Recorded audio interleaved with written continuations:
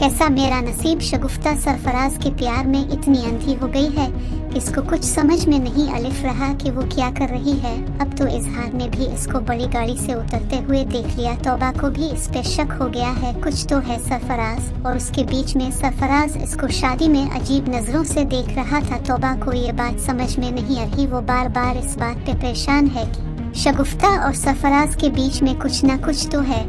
इजहार पैसे के लालच में बुरी तरह फंस चुका है। अब वो शगुफ्ता को ब्लैकमेल करना चाहता है। इसने जब शगुफ्ता बड़ी गाड़ी से देखा तो इसके दिमाग में फतूर पैदा हो गए। इसको पता चल गया कुछ ना कुछ तो है। साथ ही शेर खान भी दोबारा उगा है। शेर खान इससे अपने पैसों की डिमांड कर रहा है। इसके पैसे देने के चक्कर में उसने अमना के पैसे चोरी की है, मगर किस्मत इस पे फिर भी मेहरबान हो गई। रशीद इसको अपने पैसों से कारोबार लगा के देने को तैयार है। इसकी तो बैठे बैठे लॉटरी ने कहलाई निकल आई। दूसरी तरफ सलीम की भी लॉटरी निकल आई। सरफराज सलीम को कारोबार लगाने की पेशकश कर रहा है और वो कह रहा है जितना भी पैसा लगता है वो इन्वेस्ट करे। सलीम का सर कड़ाही में और उंगलियां जी में। अचानक सलीम को पता चला कि घर पे कोई भी नहीं है। अनीला घर में अकेली है। इसने बहाने से मुलाजिम को अपने काम से घर से भेज दिया वगैरह। अचानक सरफराज घर में उगा और उसका सारा प्लान खराब हो गया, मगर साथ ही सरफराज ने इसको कारोबार लगाने की पेशकश कर दी। इसके तो वारे न्यारे हो गए। अनीला को खौफ खाए जा रहा है। सलीम की जिंदगी से नहीं जा रहा। अब वो सिफात के सामने बार बार उसको ढके छुपे लफ्जों में ब्लैकमेल कर रहा है कि वो जाहिर कर देगा कि नीला ही वो है औरत है जिससे इसके भाई की शादी हुई थी। इसके चुंगल से बच नहीं।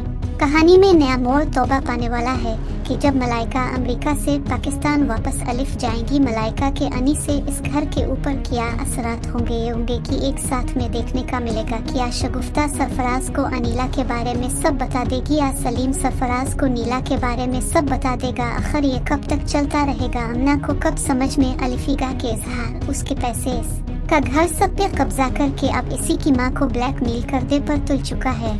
ये ड्रामा अजीब मोड़ लेता जा रहा है।